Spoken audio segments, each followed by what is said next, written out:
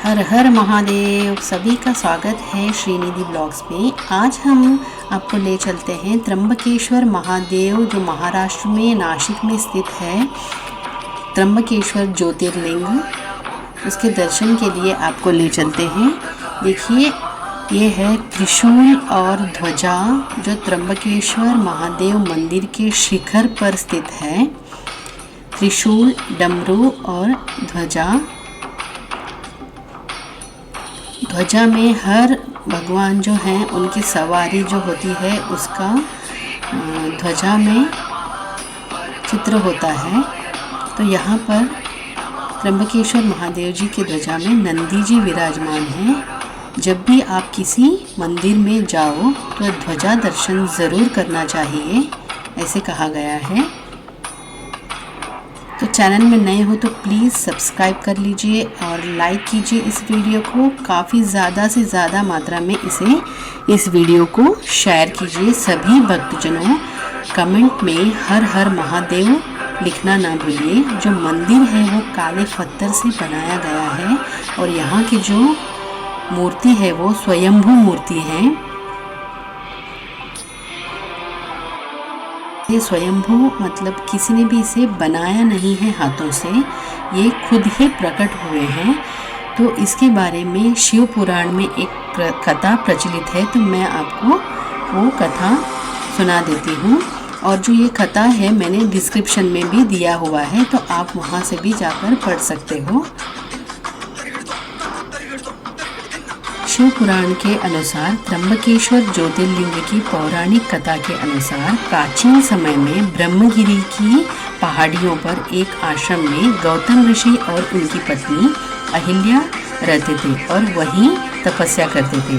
वहां रहने वाले लगभग सब ऋषि उनसे ईर्ष्या किया करते थे और बात बात पर नीचा दिखाने और परेशान करने के प्रयासों पर जुटे रहते थे। एक बार सभी ऋषि मुनियों ने धोखा करके गौतम ऋषि पर गौ हत्या का आरोप लगा दिया। जब गौतम ऋषि ने गौ हत्या के दोष से मुक्ति पाने के लिए हल मांगा, तो सभी ऋषियों ने गौ हत्या के पाप का प्रायश्चित करने के लिए गंगा नदी को ब्रह्मगिरी की पहाड़ी पर लाने के लिए कहा। गंगा माँ को प्रसन्न करने के लिए गौतम ऋषि ने शिवलिंग की स्थापना कर पूजा अर्चना करनी आरंभ कर दी। गौतम ऋषि की तपस्या से भगवान शंकर और देवी पार्वती अत्यंत प्रसन्न हुए और वहाँ प्रकट हो गए। जब शिवजी ने उनसे वरदान मांगने के लिए कहा, तो उन्होंने वरदान स्वरूप गंगा माँ को इस स्थान पर लाने के लिए कहा। इस पर देवी गंगा ने यह प्रार्थना की और कहा कि मैं इस स्थान पर तभी निवास कर सकती हूँ जब मुझे अपनी जटाओं में धारण करने वाले भगवान शिव जी भी यहाँ वास करें। माँ गंगा के कहने पर ही भगवान शिव ने वहाँ वास करने का निर्णय लिया और श्री त्र्यंबकेश्वर शिव ज्योतिर्लिंग के रूप में स्थापित हो गए। तभी से गंगा नदी वहाँ गौतमी के रूप में बहती चली आ रही है, जिसे हम गोदावरी के नाम से भी जानते हैं। हर हर महादेव। तो आप इस त्रिगुणात्मक स्वरूप ब्रह्मा विष्णु महेश जी के दर्शन यहाँ पे कर सकते हो। दुनिया भर में जो शिवलिंग है वो एक ही आत्मलिंग के रूप में दिखाई पड़ता है, पर यहाँ पर त्रिगुणात्मक स्वरूप ब्रह्मा विष्णु महेश जी के रूप में यहाँ पे लिंग आपको दिखाई पड़ता है। तो आप इसके दर्शन का लाभ ज़रूर लीजिए और एक बार तो भी आप महाराष्ट्र के नासिक में स्थित त्र्यंबकेश्वर महादेव जी के दर्शन के लिए ज़रूर जाएं। तो यहाँ पे जब चित्र में दिखाया गया है उसी तरह से आपको गर्भगृह में इसी तरह से आपको दिखाई देगा। लिंग स्वरूप में 3 लिंगों के रूप में जो ये गड्ढे में दिखाई दे रहा है, लिंग छोटे छोटे, उसी स्वरूप में यहाँ पे त्र्यंबकेश्वर महादेव जी विराजमान हैं। यहाँ पे जो साइड में दिखाया गया है वो श्रृंगार स्वरूप है। सुबह सुबह जब आप दर्शन करने जाओगे तो श्रृंगार स्वरूप में महादेव जी के आपको यहाँ पे दर्शन प्राप्त होंगे। तो आप कृपा करके सुबह ही दर्शन का लाभ लें, जिससे कि आपको श्रृंगार स्वरूप भगवान जी के दर्शन हो। चैनल में नए हो तो प्लीज़ सब्सक्राइब कर लीजिए मेरे चैनल को और कमेंट ज़रूर कीजिए कि आपको ये वीडियो कैसे आपको लगी, और कमेंट में हर हर महादेव लिखना ना भूलें। हर मंदिर में जहाँ पे आप पाए जाते हैं नंदी जी, जो शिव मंदिर में ज़रूर आपको नंदी जी प्रथम आपको नंदी जी के दर्शन होंगे। तो यहाँ पर भी एक बृहद आकार का मार्बल का आपको नंदी जी यहाँ पे दिखाई देंगे। और देखिए यहाँ पे ऊपर चित्र दिया गया है, हर जगह पे चित्र दिया गया है, क्योंकि जो गर्भगृह है वो काफ़ी गहरा है और आपको साफ तौर पर यहाँ पे दिखाई नहीं देगा शिवलिंग। तो इसलिए गर्भगृह पे एक बड़ा सा आईना आपको नज़र आएगा, जो तिरछा करके यहाँ रखा गया है। उसमें आपको जो है वो ज्योतिर्लिंग के दर्शन आपको प्राप्त होंगे। तो आप ध्यानपूर्वक उस आईने को देखिए, जिससे कि आपको भी ज्योतिर्लिंग के दर्शन हो जाएं। तो इसलिए इस वीडियो में बार बार मैं आपको बता रही हूँ कि इस तरह से त्रिगुणात्मक स्वरूप में यहाँ पे विराजमान हैं शिव जी। देखिए ऊपर जो है वो गणेश जी विराजमान हैं।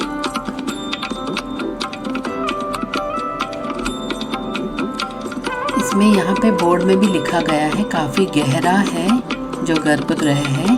तो ध्यानपूर्वक आप दर्शन कीजिए, जिससे कि आपको जो लिंग है वो साफ तौर पर दिखाई दे। देखिए इस तरह से सुबह जो है वो सुंदर से श्रृंगार रूप में नज़र आते हैं शिव जी।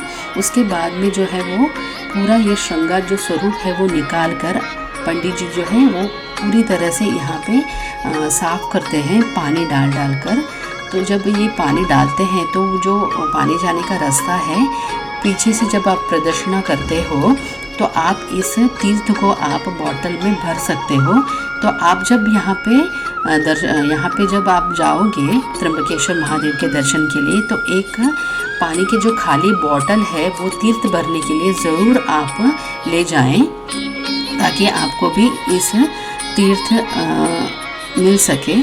आप सुबह जब दर्शन करोगे तभी इस तीर्थ को आप ले सकते हो, क्योंकि बाद में यहाँ पे जल नहीं चढ़ाया जाता। तो जब भी आप इस तीर्थ को लेना चाहो तो सुबह ही दर्शन आप करें। तो बार बार इस तरह से क्लीन करते हैं, जब साफ़ किया जाता है पानी डालकर, तो तभी आपको तीर्थ मिलने का अवसर मिल सकता है। तो सुबह दर्शन का लाभ लीजिए। अंदर गर्भगृह में जाने की किसी को भी अनुमति नहीं है, जो पंडित जी हैं वही जा सकते हैं।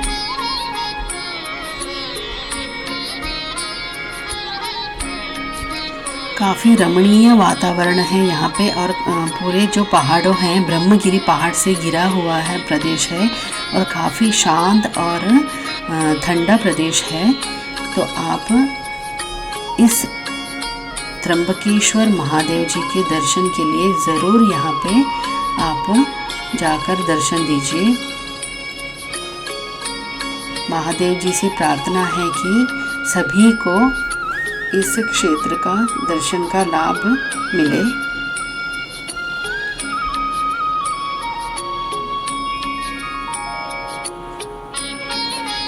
इस वीडियो को ज़्यादा से ज़्यादा अपने सभी फ्रेंड्स और फैमिली ग्रुप में शेयर कीजिए, और मेरे चैनल में नए हो तो सब्सक्राइब ज़रूर कीजिए, लाइक बटन ज़रूर क्लिक कीजिए। देखिए इस तरह से जब हम दर्शन करके, ये जो पीछे का द्वार है वो आपको नज़र आ रहा होगा, और जो मैंने आपको त्रिशूल और ध्वजा आपको स्टार्टिंग में दिखाया हुआ है वो इतनी ऊंचाई पर है कि आपको नज़र भी नहीं आएगा। तो मैंने जूम करके अच्छी तरह से आपको दिखा दिया है। जब भी आप किसी भी मंदिर में जाओ तो ध्वजा का दर्शन करना बहुत ज़रूरी है। ध्वजा और ऊपर जो कलश है उसका दर्शन ज़रूर आपको करना चाहिए। तो देखिए इस तरह से त्रिशूल, डमरू और ध्वजा में नंदी जी की चित्र आपको दिखाई देंगे। पूरे जो मंदिर है वो काले पत्थर से बनाया गया है। काफ़ी रमणीय आपको वातावरण लगेगा, काफ़ी शांति यहाँ पे आपको मिलेगी। और अच्छी तरह से आपको मैं वीडियो में दिखा रही हूँ। इससे अच्छी तरह से आप वहाँ पे जाकर भी नहीं देख पाओगे। इतनी अच्छी तरह से मैंने यहाँ पे आपको मंदिर के दर्शन और जो स्वयंभू मूर्ति है उनके दर्शन करवाए हैं। देखिए नंदी जी जो है वो ध्वजा में आपको नज़र आ रहे होंगे। काफ़ी ऊंचाई पर स्थित है ये शिखर पर, मंदिर के जो शिखर है उस पर। जब भी किसी भी मंदिर में जाओ तो ध्वजा दर्शन ज़रूर कीजिए। उसका बहुत अच्छा पुण्य प्राप्त होगा आपको। आप जो भी काम करोगे उसमें आपको यश प्राप्त होगा। तो ध्वजा दर्शन ज़रूर करना चाहिए। इसलिए ऊंचाई पर स्थित होता है कि किसी को दर्शन का लाभ किसी मंदिर में जाकर नहीं होता है। इसलिए जो ध्वजा है उसे प्रणाम करने से जो भगवान के दर्शन हैं उसका भी आपको लाभ मिलता है, उसका लाभ मिलता है। तो किसी भी आप मंदिर में ना जा पाओ तो ध्वजा ज़रूर आप दर्शन कीजिए। तो ये वीडियो कैसा लगा ज़रूर आप कमेंट कीजिए। तो ये जो बाहरी जो आप देख रहे हो काफ़ी बढ़िया तरीके से मंदिर को नक्काशी की गई है। मंदिर पर मंदिर के जब आप प्रदक्षिणा करते हो तभी आपको देखिए यहाँ अंदर जो गर्भगृह में जो मूर्तियाँ हैं ब्रह्मा विष्णु महेश जी की, सेम उसी तरह के जो मूर्तियाँ हैं लिंग हैं वो यहाँ पे बनाकर आपको रख दिया गया है, जिससे कि आप उसके दर्शन करें। इस स्वरूप में जो है ब्रह्मा विष्णु महेश जी गर्भगृह में इस प्रकार दिखते हैं।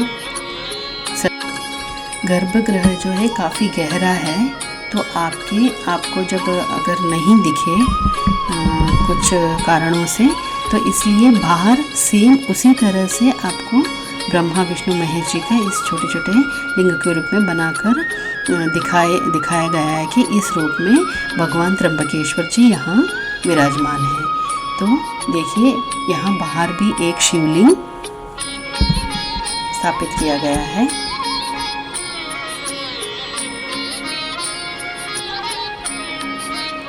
तो ये जो वीडियो है वो आपको कैसा लगा कमेंट करके ज़रूर बताइए।